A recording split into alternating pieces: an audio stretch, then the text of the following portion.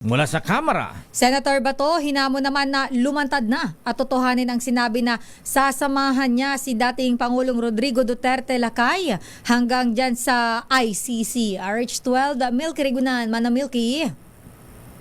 Sister Elat Lakay, kung totoo ang kanyang mga naunang sinabi, bakit nawawala at hindi nagpaparamdam sa Senator Ronald Bato de la Rosa ngayon at naaresto at dinala na sa The Hague, Netherlands si dating Pangulong Rodrigo Duterte para litisin ng International Criminal Court. Ang kay House Assistant Majority Leader Jude Asidre ng Tingog Party List. Posible nang ipag-utos ng ICC ang paghuli kay de la Rosa kasunod ng pag-aresto sa dating Pangulo. Nanawagan si Asidre kay de la Rosa na igalang ang batas dahil bilang halal na opisyal, tungkulin niyang sundin ang mga legal na proseso.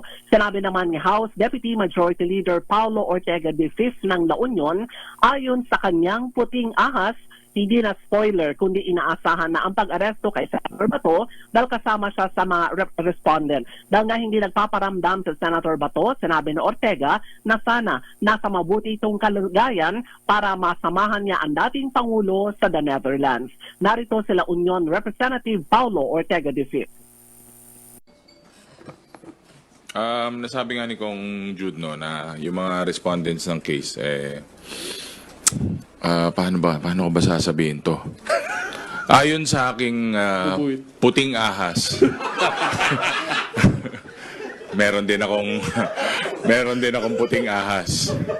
Ayon sa aking puting ahas, hindi na spoiler 'yan yung warrant po dun sa mga kasama po sa kaso na 'yan. Hindi na po spoiler 'yon.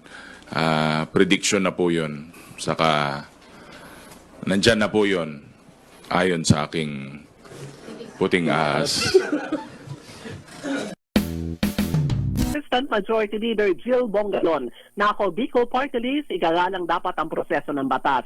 Gidi Bongalon, miyembro ng 11-man House Prosecution Panel, ang pagharap sa mga pananagutan ng isang pangunahing tungkulin na mga opisyal ng gobyerno. Ako si Milky Rigunan, nagulat para sa DCRH, una sa Pilipinas, una sa Pilipino. maraming salamat, Manang Milky.